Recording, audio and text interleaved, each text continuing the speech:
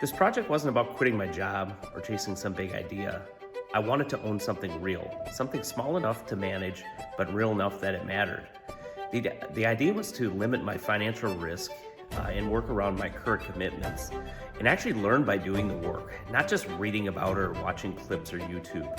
What I didn't fully appreciate, though, that going in was that learning this way doesn't make it easier at all, especially not at my age. It just makes the learning cheaper.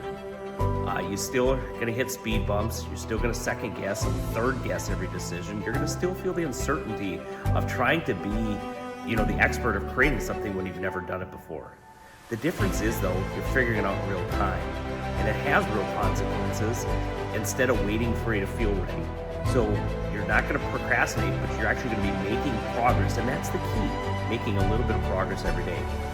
This isn't a hobby for me, and it's not supposed to be a motivational story either. I'm attempting to build something real while learning as I go and being honest about what I get along the way. And I wanted to take you with me so that you don't have to replicate some of the same areas, yet get the same results. So let's go here in episode.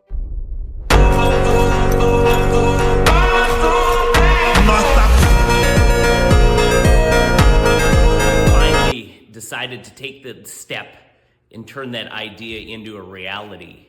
Well, now what? Well, now the work begins.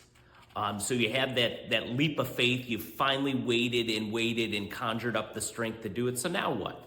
So for me with Rival Golf, I spent a lot of time, researching the various other categories that existed. You want to understand your competitors. You want to understand the other landscape. You want to understand the marketplace. I was trying to think of my model. Okay, I'm going to do it by myself. So break that down. What does that look like? How are you going to physically be able to keep working, and how are you going to be able to do what you're doing? Again, for me in the golf simulator business, I looked at something that could easily be handled by one person. How much did it weigh? The ease of setup, the size. You have to look at your vehicle. Do you have a truck, an SUV, a trailer? What do you have now? Where I'm at today isn't where I want to get to, but I also have to start today in order to get to tomorrow. The number one challenge for you is don't let perfection ruin action. Meaning, I find myself getting into this all the time. I want to have the perfect system, the perfect offering, the perfect place. But many times you're going to deviate from that. So the number one thing is make sure that you're taking the action and the step that you're doing and going, that it really resonates with yourself. So number one step, take action. Number two, though, do your homework and research. Who exists in this space? How are you going to set it up? How can I minimize risk? Are there alternatives? Look at things like quality. For me, I also wanted to have quality products at a reasonable price, because I knew my golf simulator wasn't a stationary or standalone business, but it's going to be portable. I have to have that dynamic spot. Okay, so you start getting that area down. Now you have to make your business real. And this is the part where it isn't sexy.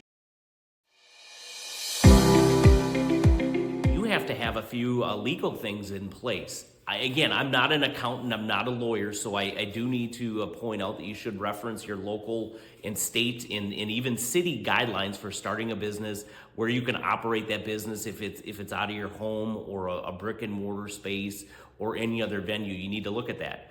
As far as your legal structure, there's other areas to consider. Is it a sole proprietorship? Meaning, is it just going to have your name on it?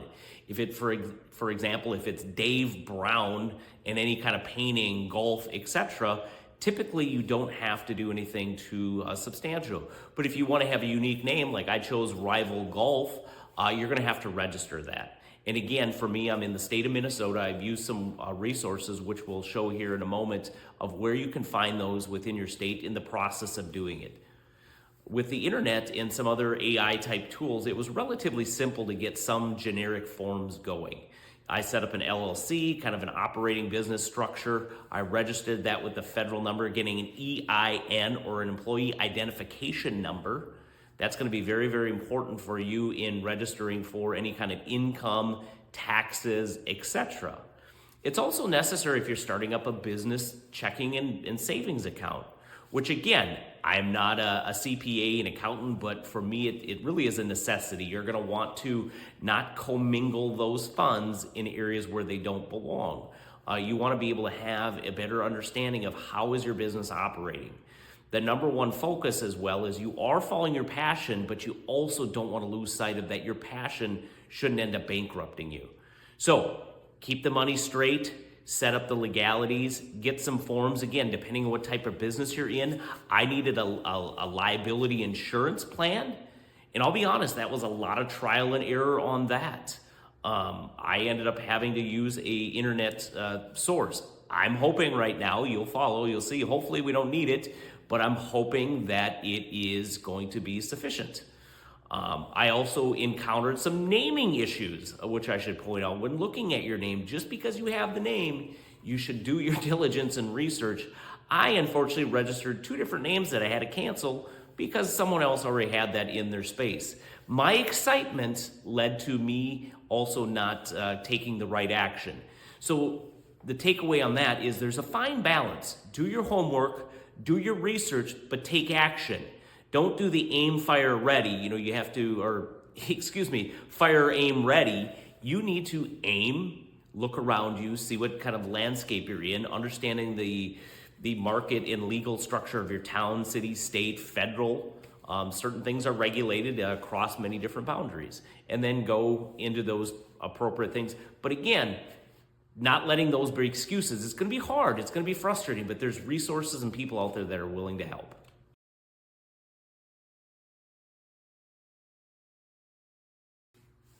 Chapter 3 deals more with the ancillary parts of registering your business. I found today one of my biggest barriers too was, I need a web page and, all this structure that goes into it. I remember creating web pages years ago and how difficult it was. Now there's some beautiful projects, and I can certainly link some here by Hostinger. Has a platform called Horizon within it. You can literally use an AI prompt, and within a matter of moments, you'll have almost a fully functioning web page. Now, with a little bit of tweaking and adjustments, your page can be probably more than substantial for what you're doing. But again, remember, keep it simple. Keep it very simple. I fell into the trap too of trying to make this perfect, robust web page. I was going to have chat bots. I was going to have all these other angles into it. But I really realized I'm trying to perfect systems where I don't even really have a business yet. So keep it simple. Look at those things. There's another angle that you should research if you don't know about it. I certainly didn't. It was called a landing page. A landing page is what I thought was very much like a web page, but it's not. It has its own function. A landing page is really more of your quick elevator billboard speech. That's something you want to draw people to where immediately they see your offer, your ad, your call to action. Another vernacular term that's used a lot is CTA, call to action. What is the action that you want them to take? Ultimately, we want them to buy, but just realize that sometimes you have to go through a series and a process before someone buys or makes that commitment or uses you. Now, let's say your pipe bursts, your call to action can be pretty immediate. You can have emergency services call this number. People want that expedited decision-making process in order to do that. So again, we can structure some of these tools and resources depending on your business. I also learned a little bit about, I'm a solo person, I have a work phone that I don't want to be utilized. I had created an automated phone attendant.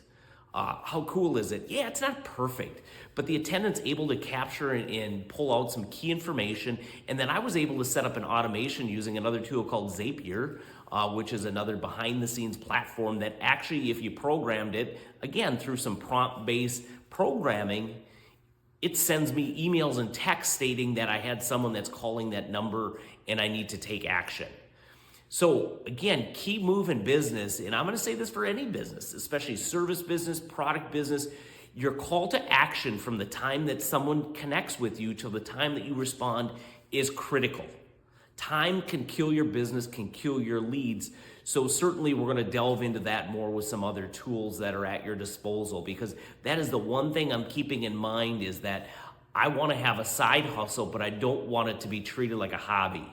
Because the people that are choosing this want to act on that impulse. They want to understand now we're in an on-demand society and we have to use the tools and resources available.